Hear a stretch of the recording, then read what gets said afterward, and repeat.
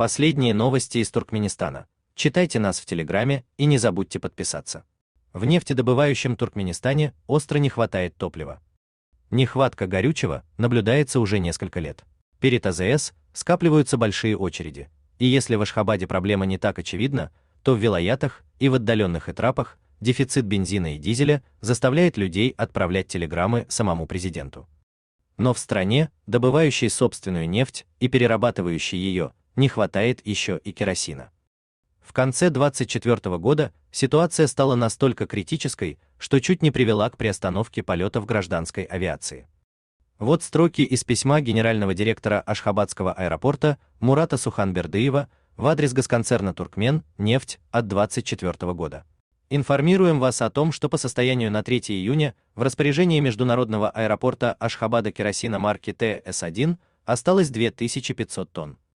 При среднем использовании 700 тонн топлива в день текущих запасов хватит на 2-3 дня.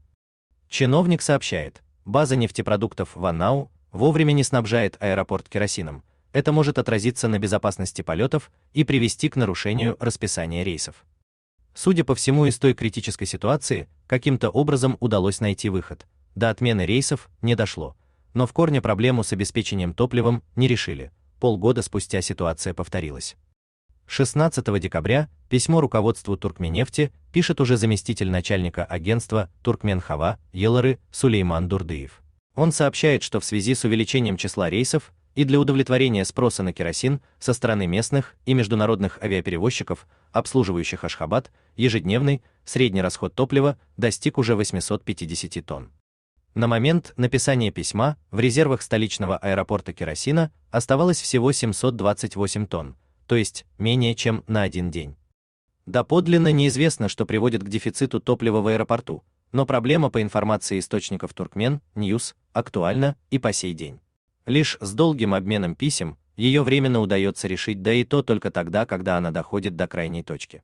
В июне 26-го Дурдыев снова пишет в Туркменнефть и в Главное управление Туркмен нефтепродукты с просьбой перенаправить июльскую квоту керосина Туркменбашинского аэропорта в аэропорт Ашхабада, а топливо, предназначенное аэропорту Мары, воздушной гавани Дашагуза.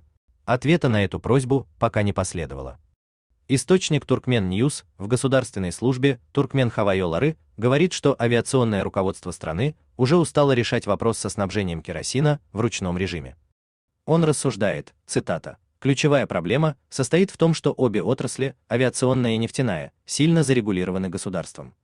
Производственные планы, отпускные квоты, цены – все это утверждается на год вперед и на уровне президента. Добавьте сюда транспортировку керосина по железной дороге до конечного получателя, и здесь система функционирует согласно утвержденным президентом планам на год. Любой сбой в этой сложной цепочке, и ситуация доходит до крайности. При этом чиновники боятся брать на себя ответственность или предлагать главе государства скорректировать те или иные моменты». Конец цитаты. В Туркменистане добыча, переработка и распределение нефти находятся под государственным управлением. Ежегодно президент своим постановлением утверждает, как именно эти объемы будут распределены между внутренними и внешними потребителями. Конкретные квоты не публикуются, при этом в стране действуют еще 6 воздушных гаваней – Туркменбаши, Балканабад, Керки, Туркменабад, Мары, Дашагуз. Есть и другие внутренние потребители, например, Министерство обороны, МВД и Государственная погранслужба. Как стало известно Туркмен Ньюс, на текущий год внутренним потребителям было выделено 320 тысяч тонн керосина, из которых аэропортам досталось 298 тысяч тонн. Но этого количества недостаточно даже для столичного аэропорта, а ведь общее количество рейсов внутри страны и за рубеж за последние годы только возросло. Туркменистан еще и экспортирует керосин, причем делать это ему куда выгоднее, чем продавать на внутреннем рынке за копейки.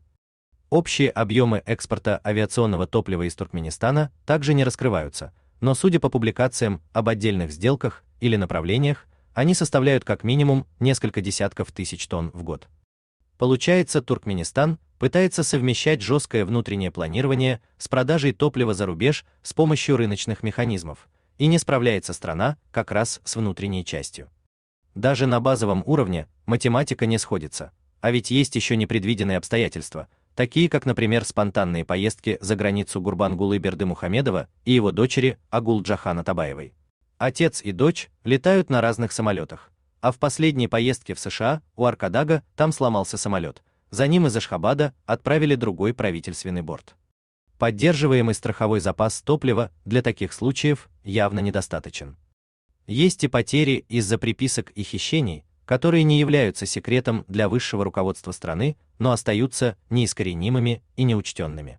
И самое главное, никакого места для роста в этих планах не предусмотрено. Прямые рейсы в Узбекистан и другие ожидаемые направления, а также окупаемость дорогостоящих международных аэропортов Туркменистану не грозят, пока приоритетом остается поддержание эффективной отчетной стабильности, а не реальное развитие.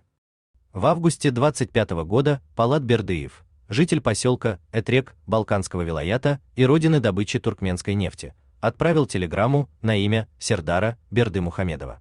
В ней автор пожаловался президенту, что нехватка на заправках бензина марки А95 создает жителям трудности, и попросил его оказать содействие в решении этой проблемы.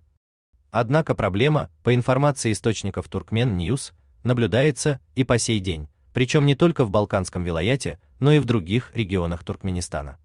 У вас есть что рассказать? Пишите нам в секретном чате Телеграма. Мы никогда не раскрываем свои источники и гарантируем полную анонимность. А если вам нравится наша работа, поддержите нас, становитесь нашим спонсором.